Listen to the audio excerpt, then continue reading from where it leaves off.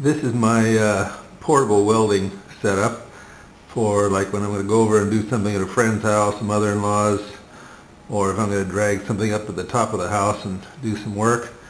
This is usually everything I need, so let's go through what's in here.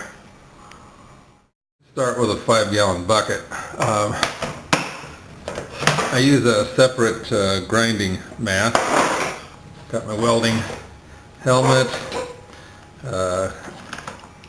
grinder, of course, back on something, extension cord.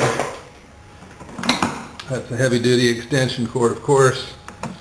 What else we got in here? Extra grinding wheels, cutting wheels, and so on, and then a few clamps. So that's what goes in the bucket.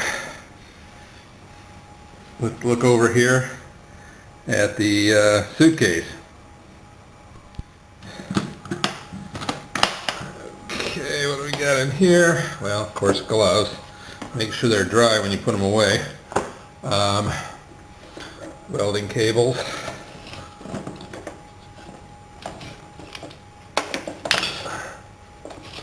Almost all of it. There we go, welding cables. Got one of these little portable welders. This one's worked really nicely. It's a DC welder. The only thing I wish it had an AC function. The newer ones have an AC switch on them. And I wish it had a more accurate amp setting. But anyway, overall, not too bad. Goes up to, 140 amps. Goes up to 140 amps.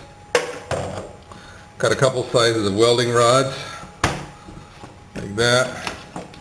Got leftover stick.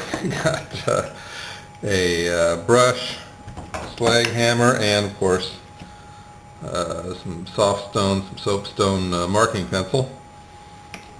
And that's about all I found that I need to do welding outside the house. Hope you found it interesting.